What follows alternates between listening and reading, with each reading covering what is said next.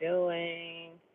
God bless you. This is Kenitra Moselle with Grace for This. And today is day one of our 21-day challenge. I will say that it's really a sobering moment. Of course, we had Grace for This Wellness Work Summit yesterday, and it was so phenomenal. And I'll be transparent and say that in my experience, when it comes to the honesty about growing through grief, it's a challenge because I already feel like I'm gonna cry. Yeah, because you can have some really really amazing highs, but the honesty brings you back down so quick.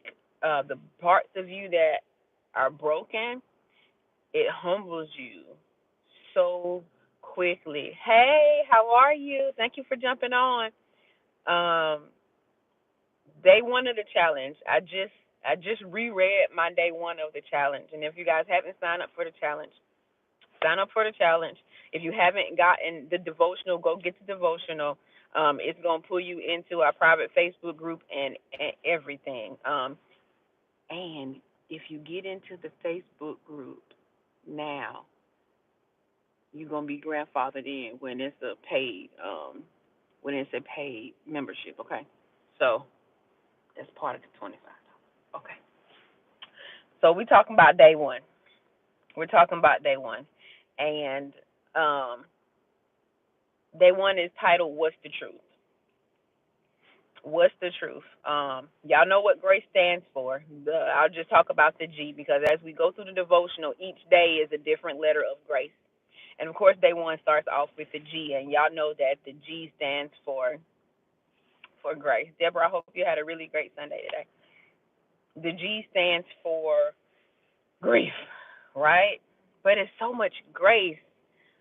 Oh, like it's almost a challenge for me to to be honest with the low moment without being honest with the high moment, which is just the grace of God carrying us. Like, oh, the hard moments are really, really hard.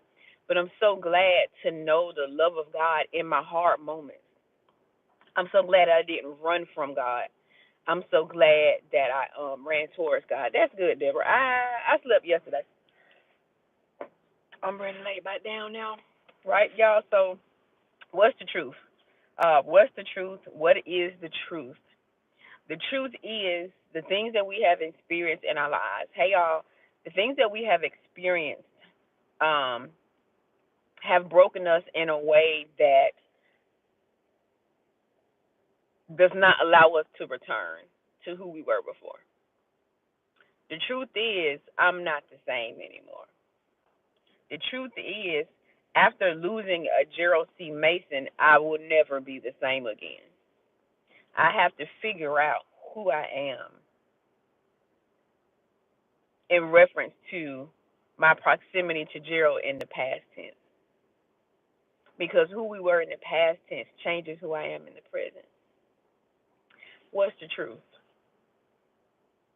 I have had to change. I'm not the same anymore.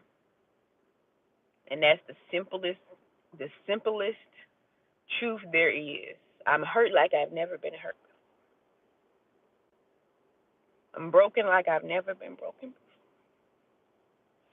Never been a widow before. Everything, everything about this experience is very unique for me. And as you take your time and you go through the journal and you're honest through the devotional and you write, of course you write with it. As you take your time and you go through it, be honest and identify where you are now. Acknowledge whatever that thing is that has caused you grief. Something that I'll reiterate as we go through this process is that we don't have to lose a loved one. We don't have to lose somebody to heaven in order to grieve. We can grieve any type of transition, in our life, an unexpected one or one that we had to choose because it was no longer healthy for us. We're going to grieve that. And after making those kinds of transitions, the truth is that we're changed. We're forever changed. Those experiences, those conversations, proximity to whoever that individual was or whatever that thing was, it changes us. So we have to start and be honest with what has been the catalyst of our grief. Be honest with yourself about um, the fact that you are changed. You are somebody else. I am somebody else. Despite the fact that I was real happy with the other version of me, it was obviously time for this version of me to come. So, okay, I'm over my 5 minutes. Sorry, y'all. Just a quickie, just a quickie. So we're in this together. I'm excited that we're able to do this together. I'm excited for those of you guys who find this page. I'm glad that we get to do this together. I hope that you are blessed by it, that you are encouraged. Ripples and waves. A year ago this time, I started to blog. Ripples and waves. The reality of what is no longer present can hit you in ripples and waves, and you don't necessarily know how you're gonna respond. You don't know whether it's gonna make you laugh, or cry, or smile, or grimace. You just do not know because you are grieving something that was great to you. So be encouraged and still be honest with yourself about the reality of the thing that you are grieving. But most of all, be honest with yourself. Okay. So uh, that's our piece on the YouTube piece. I'll be back tomorrow. I'll try to give you guys a better, more solid time on that.